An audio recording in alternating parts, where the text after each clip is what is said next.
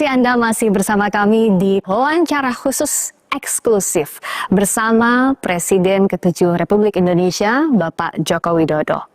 Pak Jokowi, tadi Bapak menyebutkan bahwa di era ekonomi kecerdasan ada lapangan kerja yang akan terbuka. Tapi apakah bisa dimaknai artinya banyak juga lapangan kerja yang bisa tergantikan? Ya, dengan catatan asalkan kita mempersiapkan, kita mengenalkan, kita mentraining, kita itu siapa? Ya pemerintah, ya industri, ya private sector, mempersiapkan betul, mentraining betul, sehingga generasi muda kita, pelajar kita, masyarakat kita tahu, mengerti mengenai tadi AI, coding, algoritma, dan juga machine learning. Kalau mereka tahu mengenai itu, artinya apa? Digital literasi mereka meningkat, kemudian skill mereka meningkat, ya sangat mudah untuk masuk ke kesempatan kerja yang ada di era ekonomi kecerdasan. Yang paling penting itu aja. Ya, dan kalau dari periode Bapak memimpin selama 10 tahun dilanjutkan sekarang ke Bapak Presiden Prabowo, ke Bapak Wakil Presiden Mas Gibran, sebenarnya Indonesia sudah ada di tahapan mana Pak untuk ekonomi kecerdasan ini dan indikatornya apa soal ini? Tadi saya sampaikan infrastrukturnya, kemudian kita telah sebagian besar sudah kita miliki, tinggal memperbaiki dan menambah. Kemudian kalau indikator untuk tadi yang ditanyakan, saya rasa kita bisa melihat digitalisasi di bidang pelayanan publik. Saya kira kita meningkat, melompat, sehingga pelayanan publik lebih cepat dan lebih baik. Kemudian juga yang berkaitan dengan pembangunan sumber daya manusia juga, kalau kita lihat juga telah kita kejar meskipun masih perlu diperbaiki lagi. Kemudian indikator yang lain, tumbuhnya startup, ada unicorn di negara kita yang banyak, artinya ekosistem yang mendukung ke arah itu juga bisa kita perbaiki.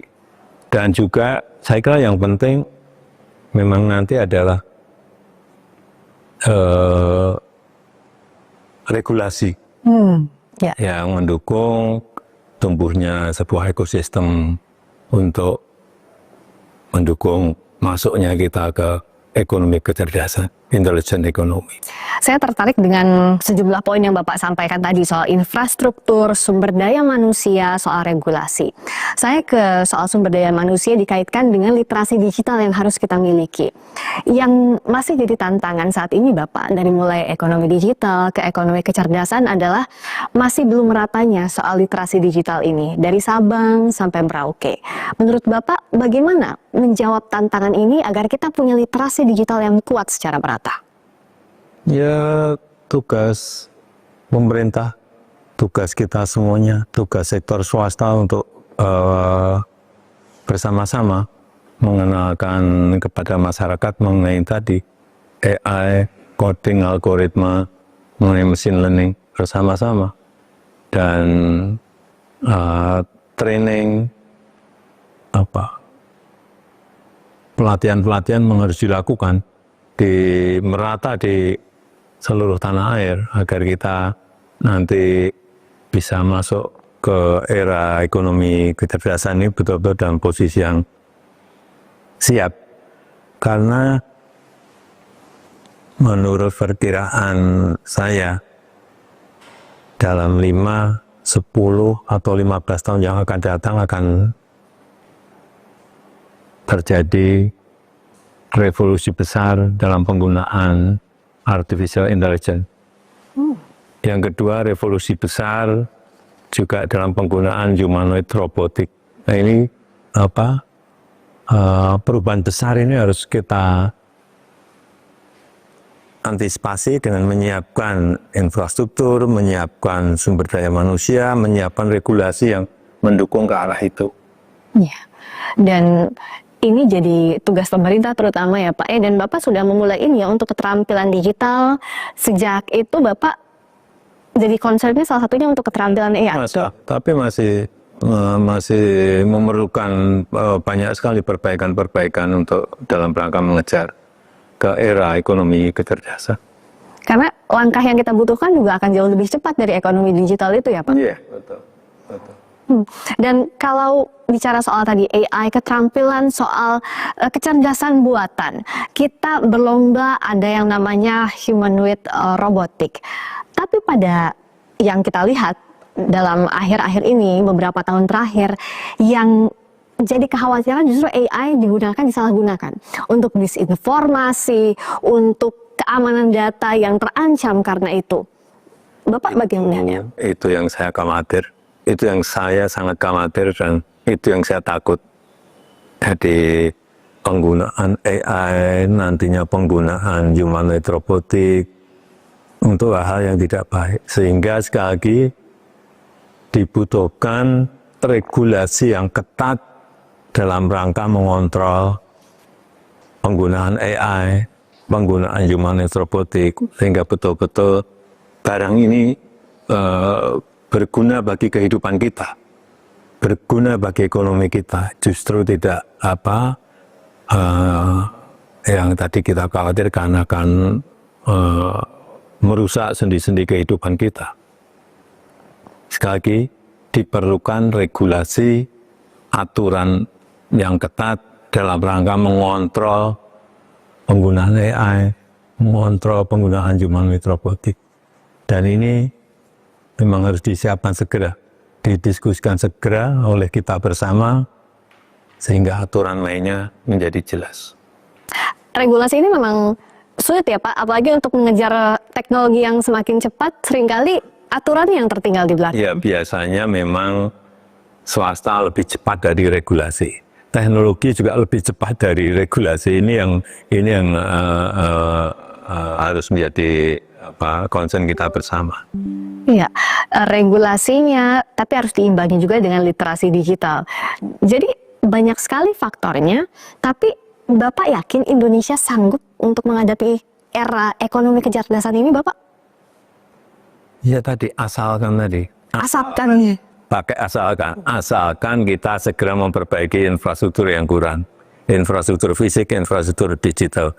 Yang kedua, juga asalkan kita segera juga mentraining, mengenalkan AI, coding, algoritma, dan machine learning kepada generasi muda, kepada masyarakat.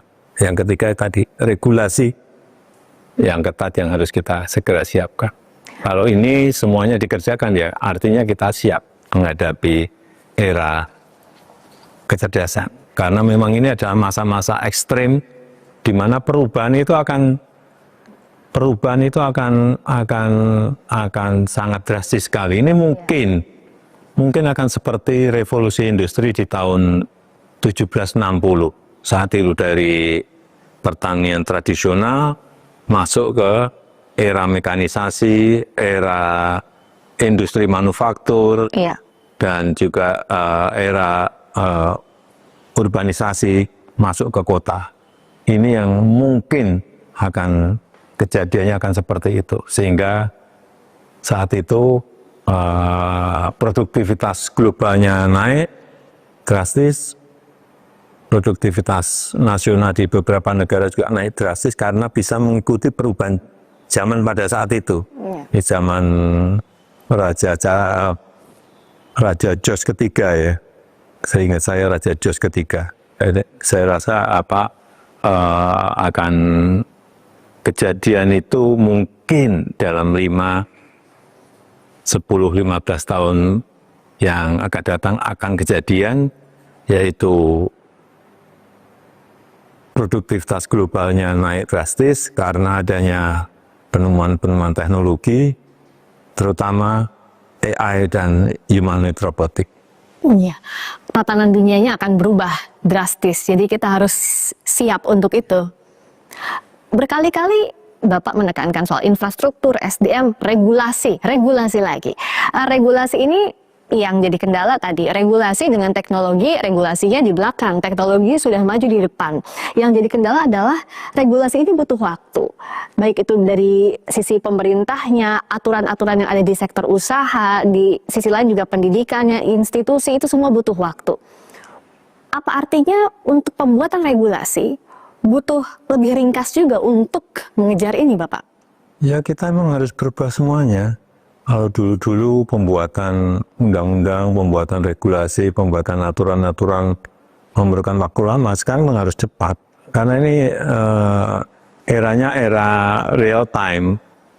Jadi semuanya diolah secara real time untuk menghasilkan sebuah keputusan yang cepat dan tepat. Kalau enggak lagunya masih lagu lama terus ya kita harus ngomong apa adanya, kita akan ditinggal. Jangan sampai ditinggal. Kalau lagu lama kasetnya rusak ya Pak ya, jadi itu tidak boleh terjadi.